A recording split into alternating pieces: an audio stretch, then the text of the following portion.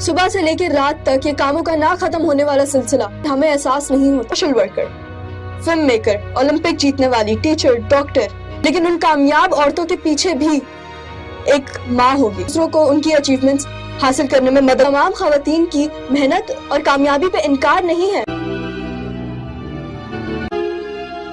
मुझसे नहीं होगा भाई, इस घर में सब अकेले हैं, कोई किसी के साथ नहीं।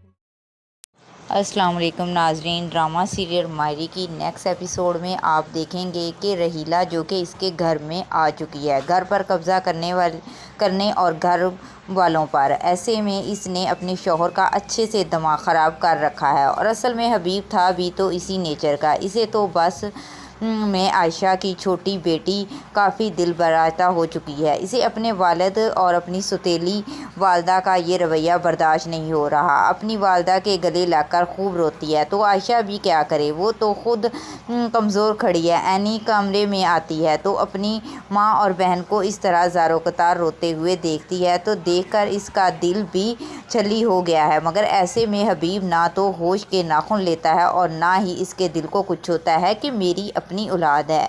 मगर ऐसे में रहीला इसे खूब भड़का रही है। हबीब जो अपनी मर्ज़ी कर रहा है और ज़्यादा यही है कि मेरी घर में इज़्ज़त भी हो, और इस बात को लेकर वो काफ़ी गुस्सा होता है। इस घर में जो मेरी इज़्ज़त और तमाशा बनाया जा रहा है, इसी बात पे ही तो मेरा खून खोल रहा है। अब मैं ऐसे में जो कुछ हो देख सकता हूँ। अपने वालिद को आनी जो कि अपने वालिद को डो कह देती है। आप जो माँ पर जुल्म करते आ रहे हैं वो बहुत ज़्यादा हो रहा है। ये सुनकर तो हबीब की आना और भी भड़क होती है। वो आग गोला हो जाता है कि मेरी औलाद मेरे सामने बोल रही है।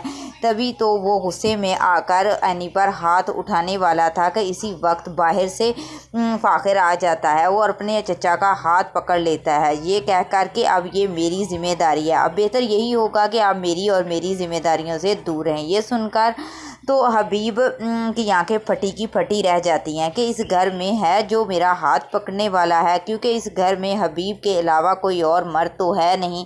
इसके बाद काफ़ी बाकी रहा तो इस घर में फ़ाखर ही बड़ा है। अब इन सब में एनी जो कि अपने वालिद की इन हरकतों की वजह से काफ़ी परेशान और दुखी होती है, मगर दूसरी तरफ वो फ़ाखर के इस रवैये को देखकर बहुत ज़्यादा खुश होती है कि फ़ाखर आखिर ज़िम्मेदार तो बना। इसे मेरा एहसास तो हुआ। यही मुश्किल वक्त में एक दूसरे का एहसास एनी और फ़ाखर को एक दूसरे के करीब लाएगा और एक दूसरे को एक्सेप्ट करने लगेंगे। पर ऐसे में बेबस है कि रहीला जो कि उसकी हकीकत कब खुलेगी। क्या वो ऐसे ही तमाशा बनाती रहेगी या फिर ठीक हो जाएगी। तो आप इसके लिए आप अपनी कीमती राय का इजहार ज़रूर कीजिए और मज़ीद ड्रामा रिव्यू के लिए आप हमारे चैनल